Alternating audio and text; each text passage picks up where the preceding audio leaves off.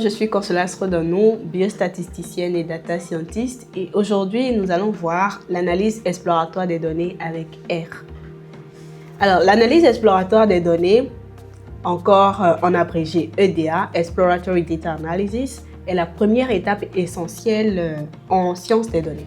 Donc elle consiste à comprendre un dataset avant toute modélisation. Elle permet notamment de comprendre la structure des données, de détecter les anomalies, d'identifier également les tendances, d'explorer les relations entre variables. Et selon les bonnes pratiques en data science, l'analyse exploratoire des données repose sur des statistiques descriptives et des visualisations graphiques.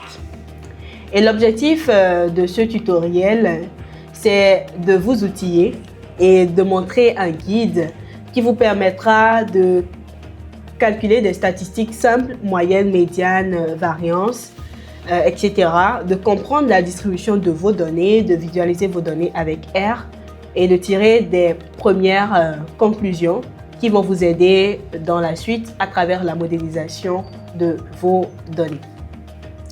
Et donc, on a un dataset qu'on va utiliser ici. Donc, nous allons utiliser le dataset intégré à R Iris qui contient 150 observations, 3 espèces de fleurs et 4 variables numériques.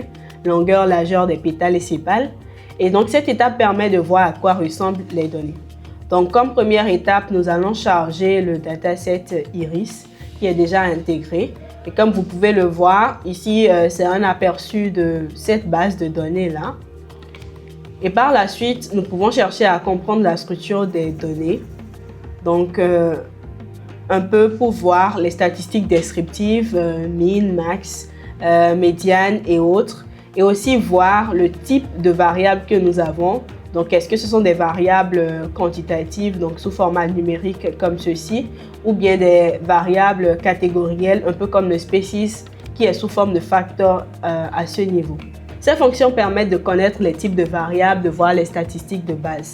Et par la suite, nous allons faire des statistiques descriptives un peu plus spécifiques. Donc, on va voir la moyenne au niveau de sépales lymphes. Donc, la moyenne correspond à la valeur moyenne d'une variable. Et donc ici, la valeur est de 5,84. On peut également voir la médiane, toujours au niveau de cette même variable-là. La médiane qui est la valeur centrale des données triées. Ensuite, on peut voir à quoi ressemble la variance. La variance qui mesure la dispersion des données autour de la moyenne. Donc, toujours avec le sépale lymphe. Et voilà ce qu'on obtient. L'écart type, c'est la racine carrée de la variance et on peut toujours l'obtenir, voilà. Et donc ces mesures permettent de comprendre déjà la tendance centrale et la dispersion des données. Ensuite, on peut passer à une analyse univariée. Donc on peut opter pour un histogramme au niveau de la longueur des sépales par exemple, qui va permettre de voir la distribution des valeurs. Et comme vous pouvez le voir, aussi on peut procéder comme ceci, donc en mettant en place ce graphique-là qui a un boss plot qui va permettre de détecter des valeurs extrêmes et également la dispersion. Donc ici, on peut voir qu'il n'y a pas de valeur extrême parce qu'il n'y a pas de point en dehors de ce boss-là. Donc il n'y a pas d'outliers. On peut également penser à une analyse bivariée, donc la relation entre variables. On peut mettre en place un scatter plot. Et ici, le scatter plot va permettre de visualiser la relation donc, entre le sépale lymphe et le pétale lymphe. Donc, la longueur des sépales et la longueur des pétales.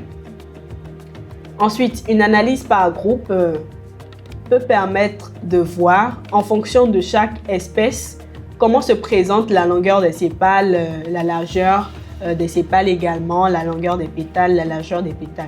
Donc, en fonction de chaque espèce, Setosa, versicolor et vijonica. On peut également penser à une visualisation par catégorie. Et ici, on va observer les différences entre les espèces. Donc, toujours avec le boss plot. Après, on peut toujours vérifier s'il y a des valeurs manquantes ou non dans la base. On l'avait vérifié au début, mais c'est aussi une manière de vérifier. Ici, il n'y a pas de valeur manquante. Et donc, après analyse, on peut conclure que certaines espèces ont des tailles de pétales différentes, les variables sont corrélées également entre elles et les données sont bien structuré, donc il n'y a pas de valeur manquante à ce niveau. Et comme conclusion, déjà au préalable, on peut dire que l'analyse exploratoire des données a permis, dans ce cas, de comprendre le dataset très rapidement à travers les visualisations, à travers les valeurs des différents paramètres. Et également, ça a permis d'identifier des tendances, donc au niveau des différentes variables. Ça a permis également de préparer les données pour la suite. Donc maintenant, on sait mieux à quoi s'attendre, on sait comment les données sont distribuées, on sait comment les modéliser après pour avoir de bons résultats. Merci d'avoir suivi cette vidéo et à très bientôt.